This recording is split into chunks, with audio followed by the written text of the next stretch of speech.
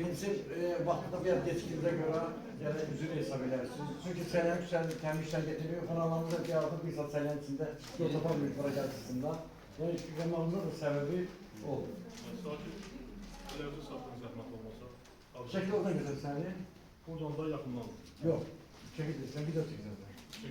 Çekici.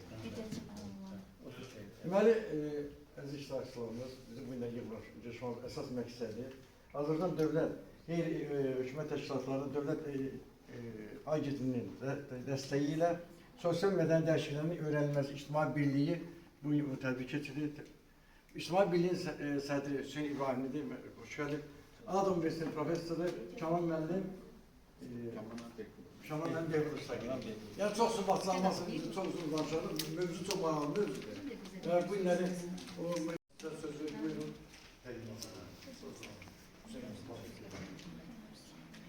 Merhaba, çok sağ olun. Sizin de hamıda teşekkür ederim. Her birde geldiğiniz için, iştirak ettiğiniz için. Sizler de Azerbaycan Şüphesi'nin gerekmesi işlata yettiğine bu layiheye desteğine teşekkür ederim ve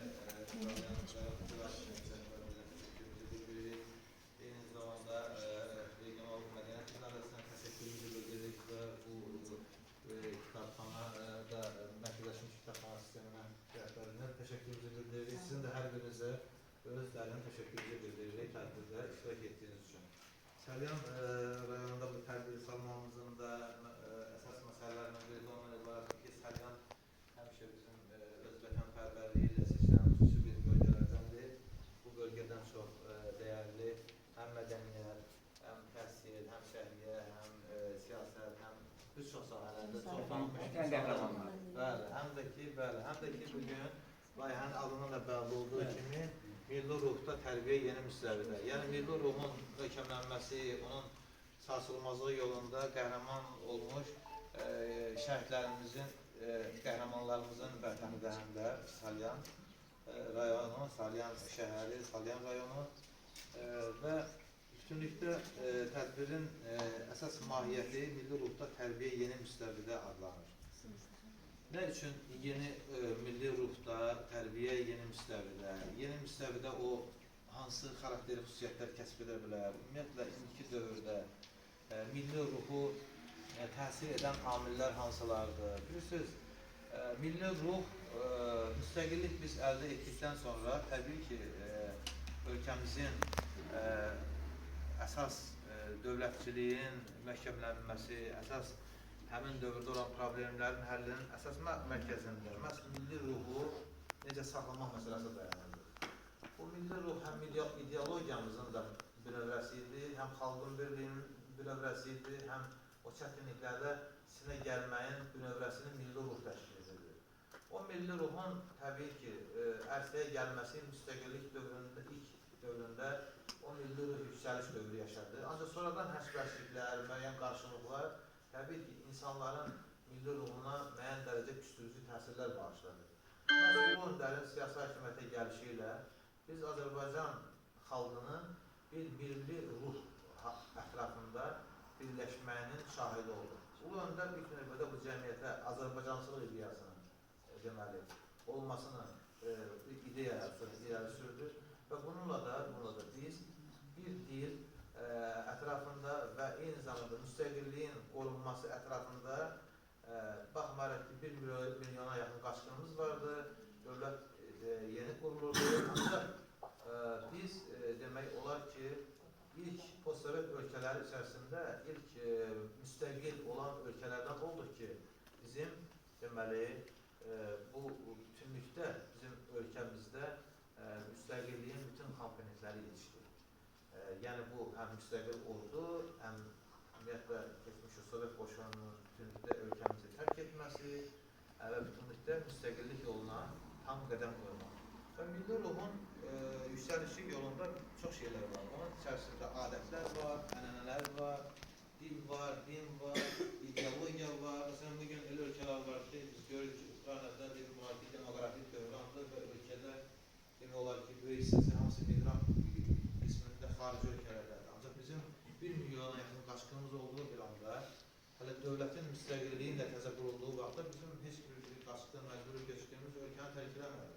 Hamı çadırlarda durdu, hamı dayanıqlı durdu və hamının, insanın hamısını bir yerə birləşdirən nə idi? Məhz o milli ruh məsələsi, milli güc məsələsi. Yəni, məhz milli ruhun, milli gücün o yüksəlişi, milli ruhun, milli adət-ənənələrə bağlılığımızın və dövlətçiliyə bağlılığımızın o göstəricisidir ki, dəyərlərə bağlılığımızın göstəricisidir. Bizim dəyərlərimizdə eyni zamanda nə var? Tolerantlıq, dözümlülük. Biz həm dövlət rəhbəri başda olmaqla bütün xalqımız, hamı ermənilərin bu işğal siyasətinə, sülh yolu ilə həllinə dözlük, tolerantlıq göstərdik. Yalnız ermənilərin qarşısını yox, bütün dünya qarşısında bir nümunəvi bir dövlət olduğumuzu göstərdik ki, biz 30 ilə yaxın məsələni sülh yolu ilə həllinə çalışdıq. Yaxınlarda ABŞ-da olan görüşdə biz gördük ki, ABŞ prezidenti Donald Trump dedi ki, deyəsən siz 20 il ərazilərin işğalda qalıb, amma ölkəmizin başçısı cənab prezident İlham Əliyev dedi ki, yox, xeyr, 30 ilə yaxın. 30 ilə yaxın biz işğal altında qalmışıq. Bəli, bu 30 ilə yaxın işğal altında qalaraq biz o dözümlülüyü göstərmək, o tolerantlığı göstərmək həm dünyada onu göstərdik ki, bizim milli adət-ənənələrimizin içərisində, milli ruhumuzun içərisində bir sülh ideyası var. Bir sülh.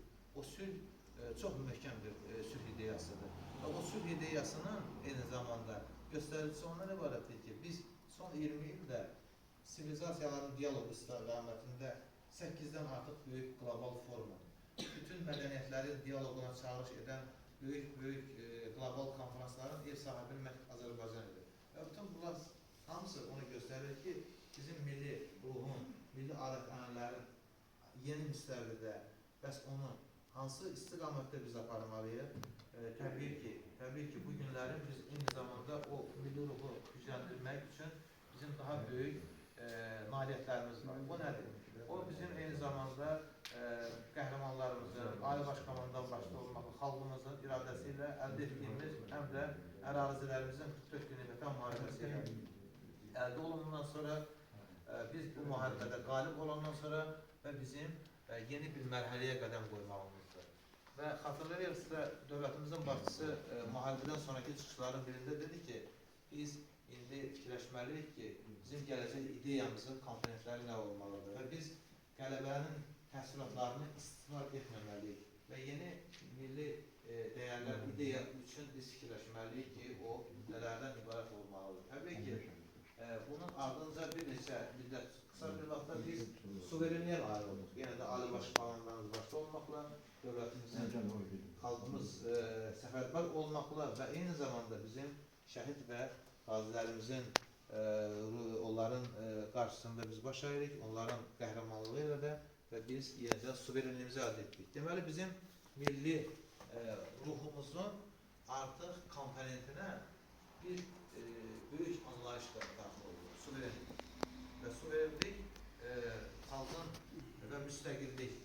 Bu iki ideya, iki böyük bəşəri paradigma demək olar ki, millətin hər zaman, xalqın hər zaman milli ruhunu möhkəmləndirmək, onu hər zaman belə ayıq vəziyyətdə saxlamaq, möhkəmləmə vəziyyətdə saxlamaq üçün ən əsas məsələlərdən biridir. Ancaq milli ruhu təbii ki, biz demokratik, qlobal, açıq ölkəyik və milli ruha təsir edən, kənardan təsir edən müxtəlif elementlər var. Orada mənfi elementlər də var, müsbət elementlər də yaşayır. Məsələn, dövlətimizin başçısı həmişə deyir ki, ənənələri qoruyaraq modernizasiya olunmaq. Yəni, biz ənənəmizi qoruyaraq yeniləşməliyik. Təbii ki, o yeniləşmənin içərisində bizə kənardan ötürülən mədəniyyətlər var. O mədəniyyətlərin bəs hansılarından biz özümüzü qorumalıyıq və bu günləri biz görürük ki, bizim məsələn, ailə dəyərləridir, milli dəyərlərdir, müxtəlif, məsələn, gənclərin sosial şəbəkələr vasitəsilə əvvələ deyirlər ki, informasiya hakimiyyəti 4-cü hakimiyyətdir. Yəni, belə işidirdik. Və bu günlərin o informasiya elə bir məsələyə çevrilir ki, hər bir şəxs sanki informasiya vasitələrinin işçisidir. Bizim hər birimiz media subyektiyik, sanki mənim və hər bir insan media subyektinə çevrilir. Yaşından, demografik, sosial vəziyyəti nasıl olmayaraq. Və belə olan bir şəraitdə biz çoxlu informasiyalar alırıq. Və o informasiyalar təbii ki, bizim eyni zamanda öz təsirlərini göstərmək, müsbət təsirlə yanaşır. Çoxlu informasiya eyni zamanda mənfi təsirlərini göstərir. Hərdən deyir ki, dünyada informasiya müharibəsi. İnformasiya müharibəsi yalnız dövlətlər arasında getmir. informasiya müharibəsi eyni zamanda hər bir cəmiyyətdə ailə dəyərlərinə, milli adət-ənənələrə daxil olaraq bir müharibə yaradır. Məsələn, tutaq ki, boşanmaların sayının statistikası nədir? Təbii ki, o həmin məsələdə irəli gələn amillərdir.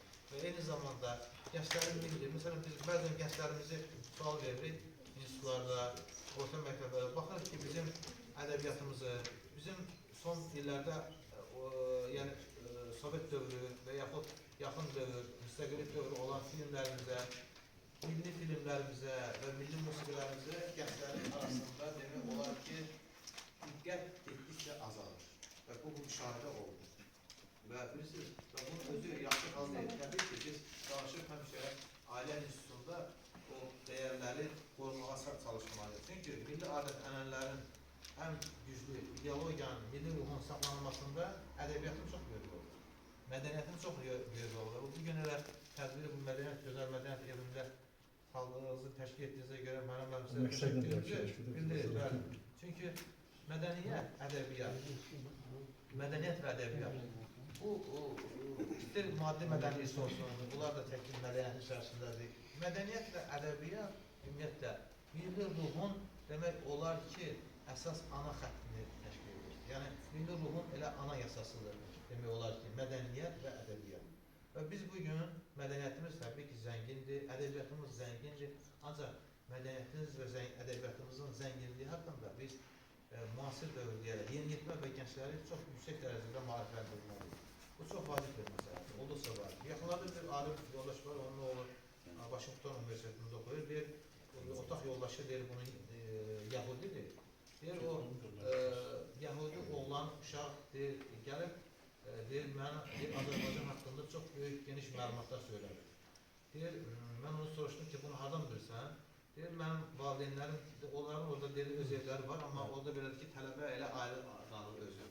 Xoşlayırlar ki, tələbə olduqdan sonra, yəni evdə yox, məsələ kimləsə tələbələrin qalsınlar.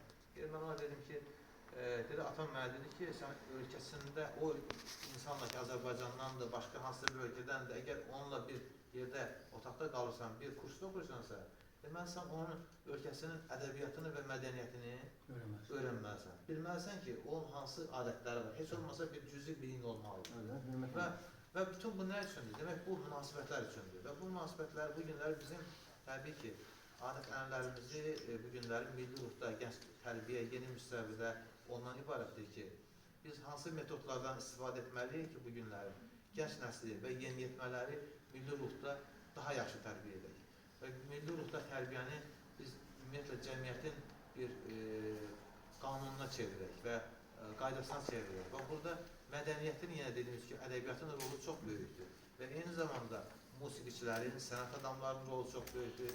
Və bu məsələdə biz xüsusi bir diqqət yetirilməlidir. Xüsusən biz gənclərimizi və yeniyetmə gənclərimizi bu sosial şəbəkələrdə olan müxtəlif təzadlı fikirlərdən, təzadlı məsələlərdən, ümumiyyətlə bu kimi amillərdən biz necə qoruyaq. Və bunun üçün təbii ki, müxtəlif yolları var, bunun bir üsulları var, amma bu yolların, üsulların, metodların hansını biz hansı vaxtda, hansı yaşda tətbiq etməliyik. Və bilirsiniz, bağça özü təbii ki, gənc yeniyetmələr, uşaqların tərbiyəsində öz rolu var, məktəbin öz rolu var və xüsusən də biz görürük ki, məsələn, yuxarı siniflərdə bu tədricən, bu bəzən bir çox ümumiyyətlə yerlərdə var belə ki, ümumiyyətlə təhsil və tərbiyə həmişə ayrılmaz vəhdət təşkil edir. Yəni, bu bir-birindən heç vaxt ayrı olmaz. Yəni, biz institutda da bəzən tələbələrə qiymət yazanda onun həmişə o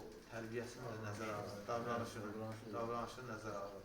Məhz insanın davranışı onun valideynlərinə və cəmiyyətə və özünə də və eyni zamanda onun öz övladlarının gələcəkdə özünə də nə dərəcədə hörmətli olub olmaması onun davranışı ilə təsvir olur. Elmdə məsələn behavioristlər vardır, davranış əsas götürürlər. Sosiologiyada, politologiyada, fəlsəfədə, eyni zamanda elə bu cəryan bölümündə psixologiyada behaviorizm. Bu yarandı ki, yəni onlar əsaslandırırlar ki, hər bir prosesin, sosial prosesin, siyasi prosesin, mədəni prosesin, iqtisadi prosesin hüquqi prosesin, etik prosesin, ekoloji prosesin, dini prosesin əsasında davranışdır. Və bu davranış, deməli, biz davranışa xüsusi diqqət yetirmək çox vacib məsələdir. Və bunun üçün, ancaq biz məsələ bəzən görürük ki, davranış özü nə tələb edir? Ünsiyyət tələb edir. Ünsiyyət nə tələb edir?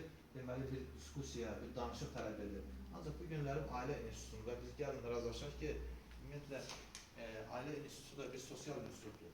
Orada bir, məsələn, haradasa həftədə bir-iki dəfə bir iclas keçirilməlidir, uşaqda, böyük arasında. Amma bugün telefon elə bir məsələ yaradır ki, ümumiyyətlə, evdə hamı, heç kəs bir-birindən danışmır.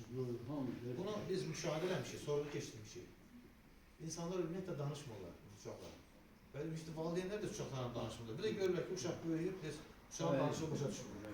Yəni, uşaq hansı necə danışırsa da, yəni tez-tez, o telefon necə ki oynayır, elə də danışıb tez-tez. Uşağın danışına, yəni biz ümumiyyətlə bu məsələlərə xüsusi diqqət yetirməliyik ki, bu ünsiyyət, davranış, tərbiyəni biz əsasını möhkəmləndirməliyik ailə institutunda.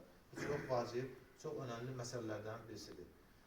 Mən təbii ki, sonra da söhbətimizi, çıxışımızı davam etdirəcək. Ancaq mən burada hörmətli Məhərrəm müəllim də təqdim etdi. Bugün bizim tədbirimizdə eyni zamanda Profesor Kamran müəllim Yekudov çıxış edir, iştirak edir və bu layihədə ona söz veririk, o öz fikirlərini milli ruhda tərbiyənin necə olması haqqında və milli ruhda tərbiyə yeni müstəvidə mövzusunda çıxış edir.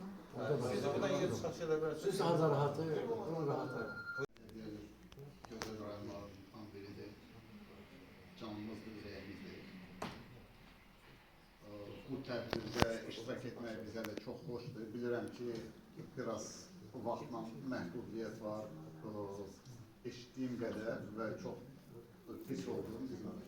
Görkəmli şahidimiz rəhmətə gedir. Allah rəhmət eləsin. Ruhu şad olsun.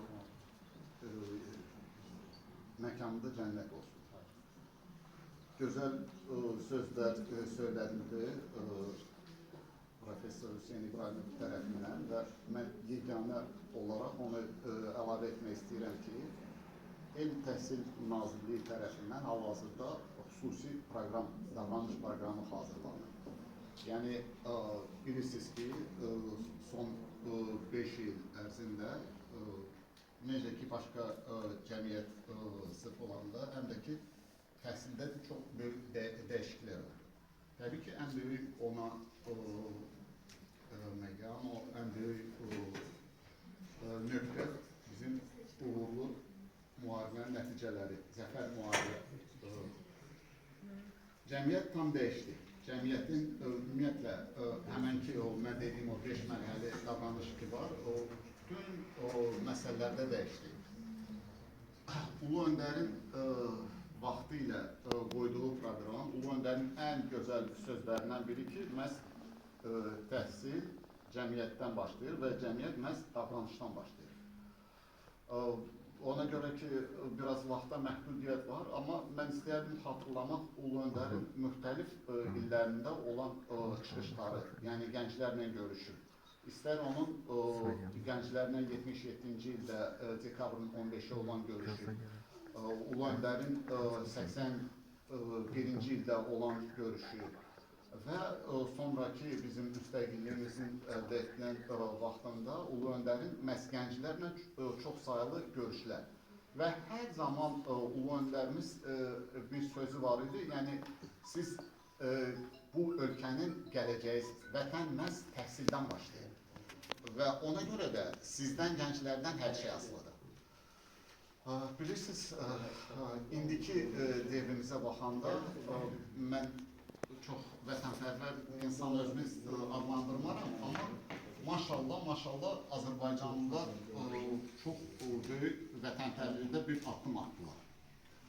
Mən bu yaxınlarda Helsinki'də olmuşam, Finlandiyada, BMT-nin tədbirində və sadəcə olaraq müqayisə edirdim, yəni Avropa gəncləri, Avropa davranışı necədir?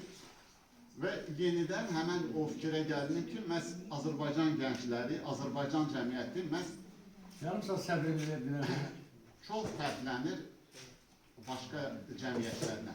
İnandırım sizi ki, o deyilən ki, o böyük Avropa və digər şeylər məhz Azərbaycanlılarda kimi vətənpərvərlik hissləri, Azərbaycanlılarda ailə tərbiyəsi, sosial tərbiyə, digər əsaslı məkanlar ki var, o heç bir yerdə mən görməmişəm. Biz bura daxil olanda Salyan şəhərinə, Şəhriyyət Xiyabanına da getdik. Böyük bir çətinliklə mən oradan ayrıldım. Çünki bilirsiniz, hər bir gəncin həyatı bizim üçün milyonlarla sayılır. O gənclər ki, 44 günlük vətən müharibəsindəki həlak oldular, onlar həmişə unudulmaz qalırlar. Mən nəvəm təzəlikcə soruşmuşdu məndən ki, baba, bəs şəhid deyəndə biz nəyi nəzərdə tuturuq? Aparmışdıq onu, balaca da gəncdir. Mən dedim ki, buradadır, ürəyimizdədir şəhid. Şəhid hər yerdədir. 5 il vaxt bizim müharibənin bitirməsindən baxmayaraq, 5 il öncə biz böyük uğurlar qazandıq. Yəni, zəfər salmanan əsr demək olar ki. Amma şəhidin gözləri hər yerdədir. Ona görə də mən nəvəmə dedim ki, sən hər hansı hərəkət eləyəndə də sən fikirləş ki, ona məhz şəhid gözü ilə baxırsan. Çalışmaq lazımdır o təhsili hansını ki biz eləyirik. Ondan sonra iş fəaliyyətinizdə gənclər hər zaman siz o gözlə baxın. Çünki ümumiyyətlə psixologiya nöqtü nəzərdən, yəni ki, çox davranışlar dəyişdi. Və əgər hər hansısa qeyri-etik ya hansısa bir hərəkət olanda, biz hər zaman o şəhidləri xatırlamalıyıq. Məhz indiki müasir Azərbaycan etik davranışlar məhz bu vətənpərvərlik hisslərlə də başlamalıdır. Onu da heç vaxt unutmayın. Yəni, vətən bizim şəhidlərimizdən başlayır. Hər hansı addımımızda biz onları düşünməliyik. Bu qədər. Təşəkkür edirəm. Sağ olun. Çox sağ olun.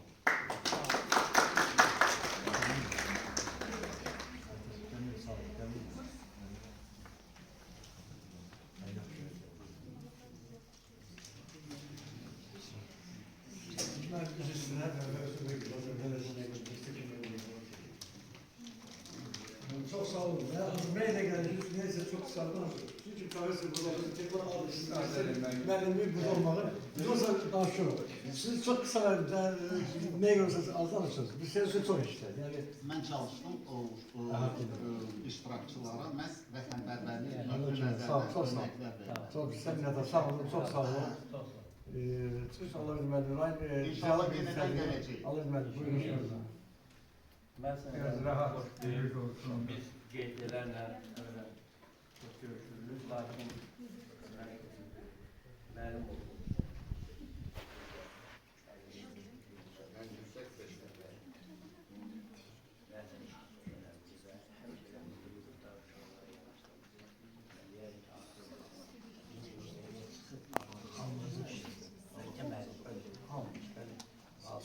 Biz yeni nesli formalaştıran aile yetiştirmek. Yeni nesli formalaştıran çünkü her şey değerler taşıyıcıları ailede başlayır. Bu değer taşıyıcıları məktəbdə onu elm əsasları qurulur və onu da cəmiyyətdə məktəb hazırlayır. Sonra mühit hazırlanmış insanı çox poza bilməz. Mühit hazır olan insanı çok boza bilmez. Ama sistemli şekilde cemiyete hazır olmayan insan tez bozar. Bu bakımdan çok değerli böyle bir istikamette sizin çıkışınızda ben o seçtim ki ve değerlerin korunması niz olmalıdır, bakış niz olmalıdır ve vətən bize emanettir. Salyan, mən diyalogla bir yadından deyirəm. Salyan bütün dövrlərdə özünün dəst xətti ilə seçilib. Sözsüz burada məkanı mən bölmək istəmirəm. Ancaq Zəkalı İnsan, bu Əli bəy Hüseynzadənin yurdudur. Bu Xəlil unuturken gözler Arif Milli ruhun, milli ruhun Evet. Yani daşıyıcıları, yani ki mühim reallaşan vaxtıyla təqibə məruz qalan Əli və Hüseynzadənin ki turantılı ideyası artıq bugün reallaşır. Ona görə də biz ikinci Salyan Darülmöminlər deyərlər. Bax bu yaxları biz sizin çıxışda gördük. Dinin mənəvi dəyərləri. Din faktoru hər yerdə var. Bir var xurafatla yönələn din faktoru. Bir de var fundamental, saf, bize miras kalmış, peygamberin miras kalmış din daşıyıcı. Salyan o daşıyıcı. Buradan Salyan ihraç ediyor. Ali ve Hüseynzade'nin babası, mesela 6 tanesi de Şeyh Sultan'dan 3'ü Salyanlı oldu. Ve büyük bir mesele. Ve bizim güzel, ben vakti da nezara alınan ve beləliklə bütün dövrlərdə bizim Əliğə Kürt Saidi kimi gözəl şairimiz oldu. Olsa Ağzava Dərzadə kimi, bütün Aşıq Pənaş kimi bu illər gələn onun 100 illiyin təntəni qeyd edəcək. Yəni bütün sahələrdir. Və Arif Məlikov kimi bəstəkarın, dünya şöhrət bəstəkarımız. Biz gəldik müstəqillik dövründə. İnanın ki, Ulu Öndəri, Babürcülər bizə inansan böyük bir sərvət olub bu qalıb. Əgər olmasaydı, bizim millətin necə olardı? Yəni ki, o yerdə kütlə hərəkət ola bilər də, kütləçilikdən vicdanın arxasından gezmək, milli ruhu birləşdirmək, onun qabağını heç də dayanamaz. Nə texnika dayanar, nə başqa bir şeylə, heç bir şey. Ona görə o uzaq görənlik bizi bu vəziyyətdən çıxartdı. Biz vətən müharibəsində də alınası uzaq çıxdıq. 70 şəhid vermişik, 70 və Allah bütün şəhidlərimizə rəhmət eləsin.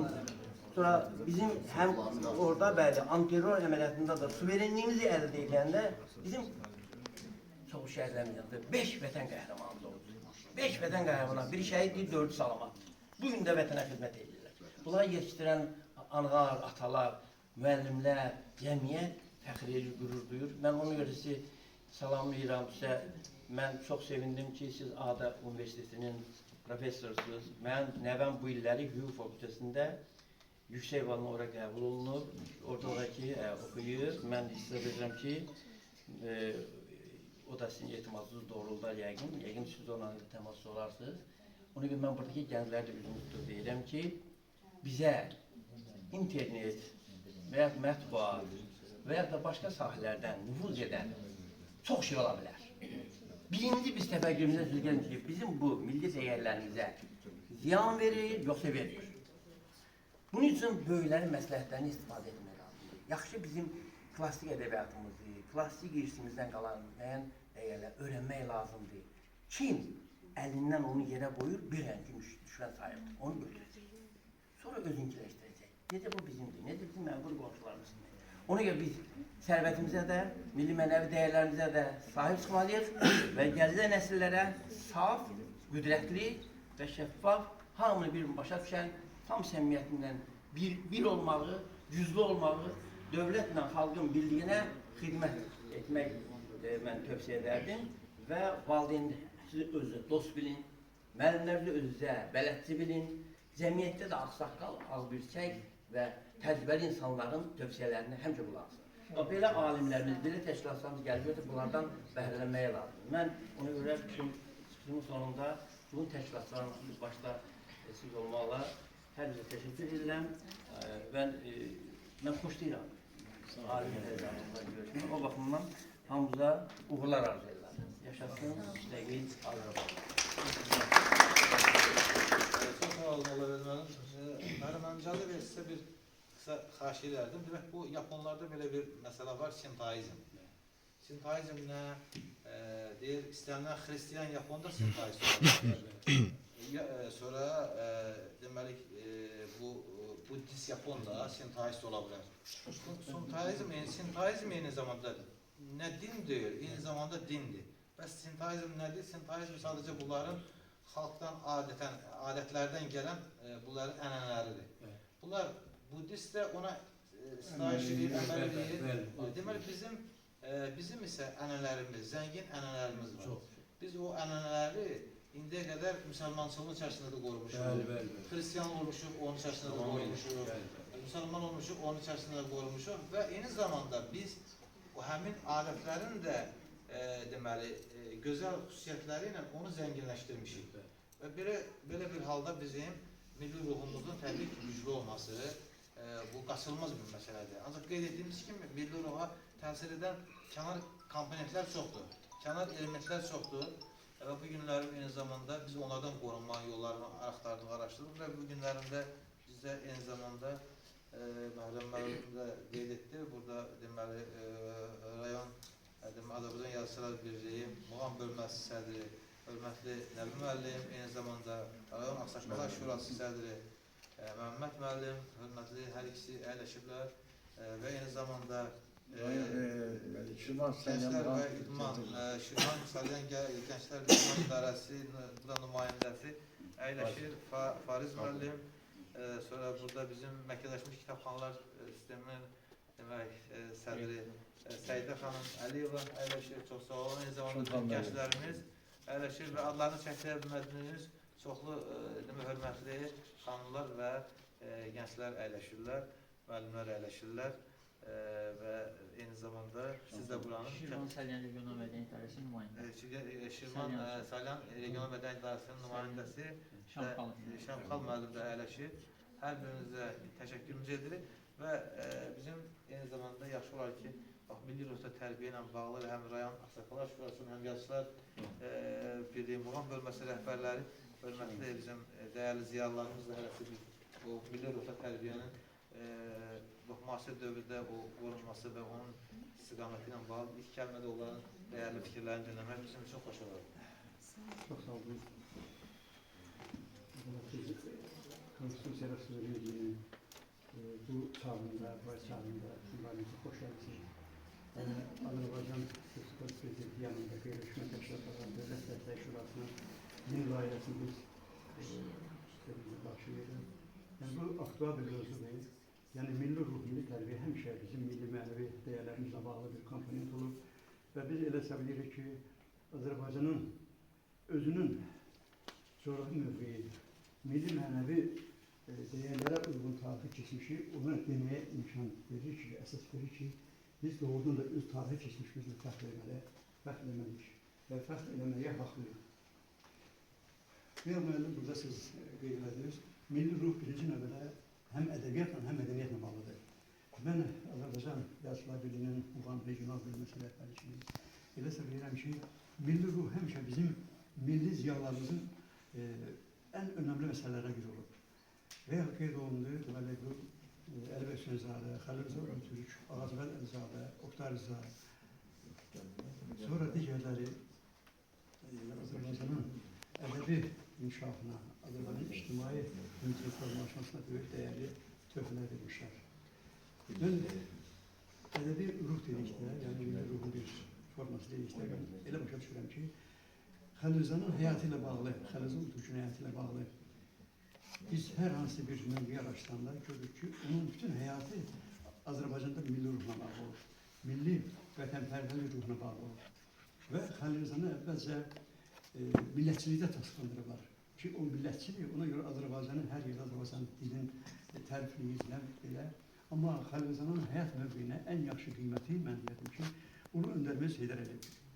O, Xəlil Rza Ulutürk haqqında deyib ki, Azərbaycan mədəniyyətinin və ədəbiyyatının inkişafında Xəlil Rza Ulutürkün xidmətləri böyükdür. Onun əsərlərinin əsas qayəsi milli ruhla, milli ideologiyana bağlı olmasıdır. Bu mənada bəziləri onu millətçilik adlandırırlar. Amma o millətçi yox, öz xalqını, öz vətəni dərindən sevən bir ziyalıdır. Bu Ulu Öndərimizin öz şəxsi fikridir və o kitablarda da çap olunur. Yəni Xəlil Rza timsalında biz Azərbaycan ədəbiyyatının milli ruhunun formalaşmasını biz aydın görürük. Bu haqda çox danışmaq olar. Yəni mən fikrimi bir daha əsaslandırmaq istəyirəm ki, milli ruh hər şeydən öncə hər bir kəsin özünün həyat idealına çevirməlidir. İstər monumentallıq olsun, eksperimentallıq olsun, sentimentallıq olsun, kontinentallıq, fundamentallıq, argumentallıq və s. sahələrdir. Məsələn, Salyanın 5 nəfər vətən müharibəsi qəhrəmanı var. Azərbaycan heç bir rayonunda 5 nəfərdən hamısını aşağıdır. Yəni, ən çox Salyan'da olur. Yəni, bu onu göstərir ki, bizim zonanın, yəni buranın həm milli dəyərləri, mən deyərdim ki, və ya da qeyd olundu, qavramlar diyarıdır, Əli Hüseynzadənin diyarıdır, eləcə də başqa böyük ziyalıların diyarıdır. Mən onu deyərdim ki, bu 5 böyük qəhrəmanın, yəni ki, Vətən müharibəsi qəhrəmanının həyat yolu özü də bir diyardır. Çünki niyə görə birinci Vətən müharibəsini biz qalib gələ bilmədik? Çünki ona görə onda milli ruh vardı hamıda, amma döyüş ruhu yox idi. Amma ikinci Vətən müharibəsində Vətən milli ruhla döyüş ruhunu birləşdirməyə bacardılar. Bu da bizim Ali Baş Komandamızın səhiyyə sayəsində oldu. Mən bir daha hamıza təşəkkür edirəm. Sizə öz layihənizdə uğurlar arzu edirəm. Və də bilirəm ki, siz sələndən uğurla gələcəksiniz. Sağ olun. Təşəkkür edirəm. Deməli, 40 illik Vətən müharibəsində Səlyandan 70 şəhid oldu. 5 Səlyan milli qələmə 6 nəfər, 5 nəfəri 44 gün müharibədə yəni onlardan bir də bizim həm gələn bunlarla bir yandan bir də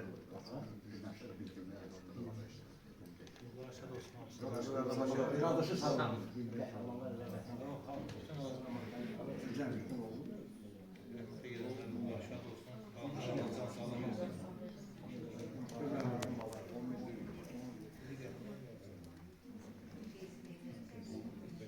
Bugünkü o kadar hayatlı ve lazım bir mevzudur ki bugünleri biz burada müxtəlif təşkilatlardan nümayəndələr iştirak edirlər. Elə bir qlobal mövzudur ki bundan heç kəs yan keçə bilməz. Çünki bizim dövlətin, dövlətçiliyi, müstəq kimi formalaşmamızın gələcək taleyi bu ideyalar aslında. İdeyanın taşıcıları ise o zamanda yaşayanlardı. Koyanlar da var, onlardan biz bəhrələnmirik. Yaşayanlar da var, onlar öğrenir ve geleceğe onları götürmelerdir. Bu günleri xüsusən bizim gənclərimizdən daha çox iş görmək gəlməsi yaranır. Bu bizdən aslı və asıl olmayan səbəblərdir.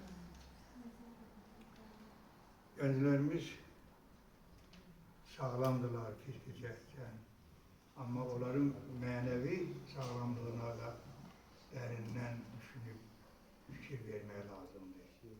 Çünki mən gözümlə görmüşəm Kiravakanda qoca arvad nəvəsini gətirib Kiravakanın mərkəzində heykəlin qarşısında deyib ki, bunlar bizim babalarımızdır, bunları Türklər öldürürlər, kırırlar.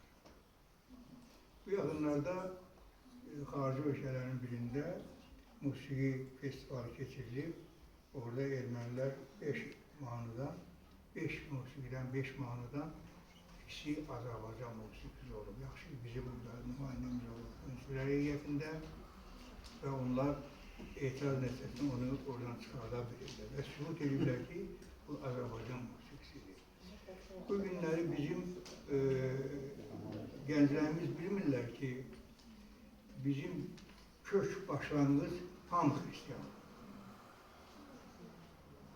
Onlardan sonradan təbii ki, sivilizasiya nəticəsində və onların hər birinin olduğu dövrlərdə dini inancları olub, ədəbiyyatları olub və nəhayət o sivilizasiyaların inkişafı nəticəsində əmələ gələn nöqsanları hamısını aradan qaldırıb və yeni dünya, yeni sivilizasiya yaradan bizim Quran-ı Kərimimizdir ki, hansı ki, bu günləri digər millətlərdən böyük alimlər artıq bu yola, bunu oxuyanlar. Hətta alim var ki, Quranın bir ayət, bir cümləsindən deyib döndüm mən müsəlman oldum.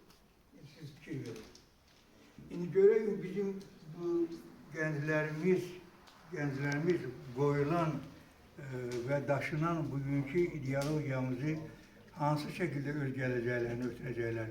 O əslində bir qismi bizim indi yaşayan insanlardan, məndən, sizdən və hamımızdan asılıdır və bizə sonra gələnləri də biz tərbiyə edəcəyik, siz tərbiyə edəcəksiniz. Bu mənada gənclərimizlə çox iş görməliyik biz. Və bugünkü bu mövzunun da əsas ana xətti onlara aiddir. Bu gün məktəblərimizdə uşaqlar silah gəzirirlər, yoldaşlarına xəsarət yetirirlər. Amma bunlar olmuyor ki, dost və mehribanlar. Biz bu vaxtı məktəbdə oxuyanda, mən 55 il məktəbdə tədris eləmişəm və tədris prosesində bütün mərhələlərdə işləmişəm. Müəllim, rektor və s. Amma bunların hamısında daim uşaqların içərisində olmuşuq. Uşaqlar bir-birine dost və mehriban idilər. İndi bəzən sinifdə uşaqlar yaş bir-birinə danışmır və bu növbəti sinif uşaqlarla münasibətləri. Sosial prosesinin məktəbdə bu insanlar. Halbuki ona bayılır. Bəyanları bölgəmin profesorluğu çox düzgün qeyd ki, ünsiyə olmayan yerdə bir adam 10 nəfərin o davranışındakı nöqsanı düzəldir. İndi bizim o bir nəfərləri biz yetişdirməliyik. Biz eğer onları yetiştirməsiz, onların daxili kimi, onların adıyla öz vətəndaş skoru yeni getiren gəlilərini yetişmezler. Ona göre bizim hamımız vəzifəsi, üzerine böyük vəzifəsi. Aksakallardan tutmuş, yeni aksılar tərbiyə alınan, hətta valideynlərimizin özünə. Çox zaman mən asıl deyim ki, valideynlərimizin özünü tərbiyə eləmək zərurəti qarşısında. Müəllimlərimiz son vaxtlarda bundan girəylərlər. Onlar məktəbə tamam başqa cür baxırlar. Cəmiyyətə tamam başqa cür baxırlar. Onlar müəllimin rolunu, nüfuzunu aşağı salmaq istəyirlər. Amma bu günlər gerək biz bu məsələlərin hamısını yığıb bir yerə formalaşdıraq ki, gələcək biz sağlam, mənəvi cəhətdən sağlam, fiziki cəhətdən güclü vətəndaşlar göstərək və təqdim edir. Onda deyək ki, biz ölçümüz yaşadığımız dövlət. Hamımızı bunlar arzulayıram, arzu verirəm ki, bunun biraz bir diqqətə saxlayalım, gəldiklərimizlə daha mehriban olalım, yaxından olalım, olan dərdlərinə şərik salın ki, onlar sözləri deməyə adam tapa bilsinlər, örnək götürməyə adam tapa bilsinlər. Bax, ən başlıqlısı odur. Kimi örnək götürürsən üçün? Kimə oxşamaq? Qabaqları məktəbə gələn birinci hamı deyir ki, mən məlumat. Xəstələndə həkimi görəndə deyir, mən həkim olam. Yəni, bu günləri biz yoldaşlarımızın içərisində də liderlər seçilməlidir ki, onlardan siz nümunə götürməlisiniz. Bu sayədə sizin hamılığına onlara arzulayacaq danışmaq çox Dəyərləri qoruyub saxlamaq, ailə üstü dəyərlərini qoruyub saxlamaq, qəhrəmanlarımızla fəxr etmək, onları yeni gəncli nəslin örnəyinə çevirmək, vətən sevgisi, vətəndaşlıq sevgisi hisslərini gənc nəsildə və yaşlı nəsil arasında bağlantısını möhkəmləndirmək, onun qırılmasına qoymamaq. Çünki indiki dünyada çox təbliğatlar gedir, çox ki, bunun üçün ki, ümumiyyətlə, nəsillər arasında bu xətti qırmaq, onu qoymamaq. Bu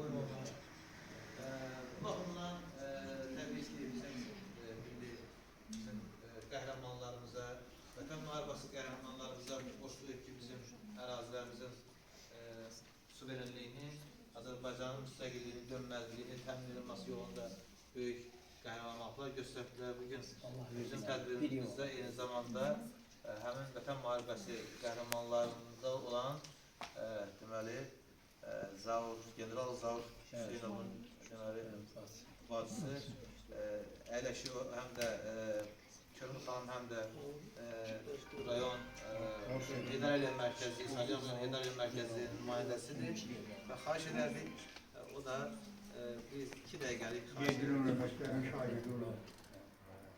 Buyurun Körmü xanım, çox sağ olun. Çok sağ olun. Teşekkür ederim. İlk önce qonaqlarımız və tədbir iştirakçılarını salamlayıram. Çox tədbirə layiq bir mövzudur və kontentin içərisində gənclərin olması, gənclər olması, çünki gənclərin vətənpərvərliyi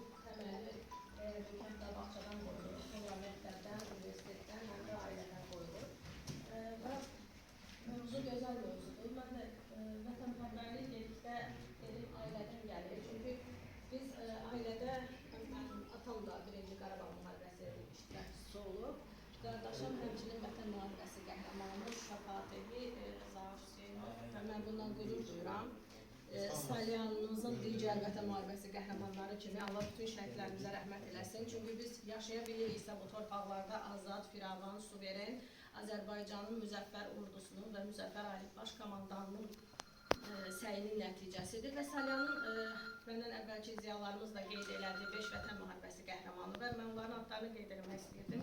Səfər Qurbanov, Əkbər Cahangirov, Zaur Zeynalov, Zaur Hüseynov, bir də bizim şəhidimiz Sultan Cəbrayılov. Allah bütün şəhidlərimizə rəhmət eləsin.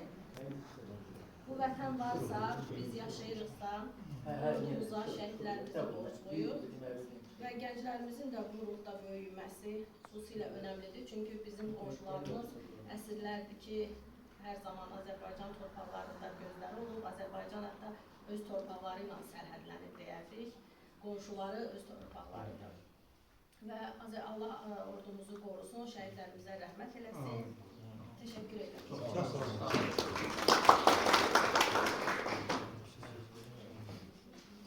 Biz tədbirimizin sonunda hamınıza təşəkkür edirik. Çox sağ olun Kənan xan. Hamınıza da sizə təşəkkür edirik. Təşəkkürlərini bildiririk sizə.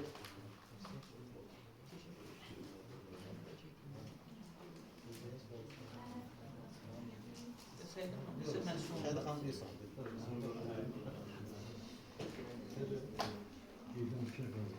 Mən hər bizi salamlayıram.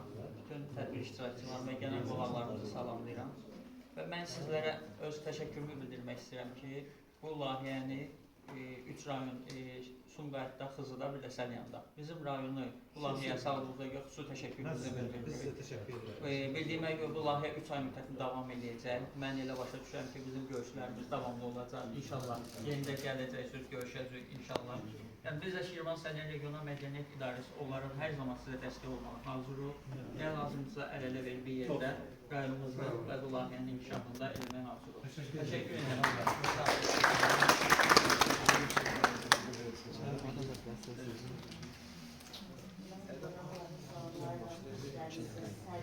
Səlyan qaliblərlər deyərdinə, ziyalılar deyərdinə.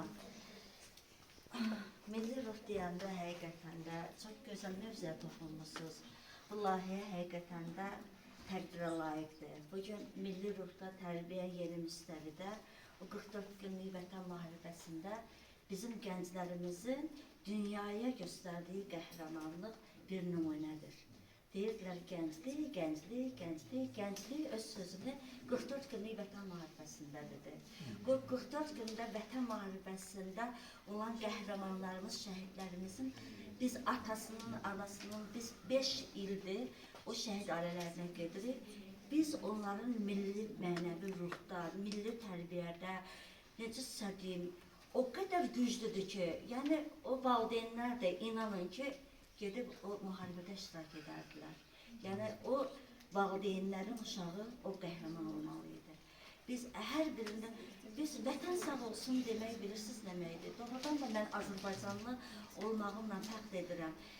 O Allah ordumuzu qorusun, Allah prezidentimizi qorusun, Allah bizim Azərbaycan xalqını qorusun. Azərbaycan xalqının o 44 günlük vətən müharibəsində birliyin gördük. O təqaüddə olan nənənin aparıb öz təqaüdünü fonda verməyin gördük. O gənclərin, Qarabağ, balaca uşaqların, o ürəyimiz doludur, ya Qarabağ, ya ölüm deməyin gördük. Körpə uşaqlar əllərində bayraqla. Doğrudan da Azərbaycanda milli ruhdur, milli tərbiyədir, milli vətəndaşlıqdır. Həqiqətən də Azərbaycan xalqında çox yüksəkdir. Bir dəfə sizi Hörmətli tədbir iştirakçıları, sonda bir kollektiv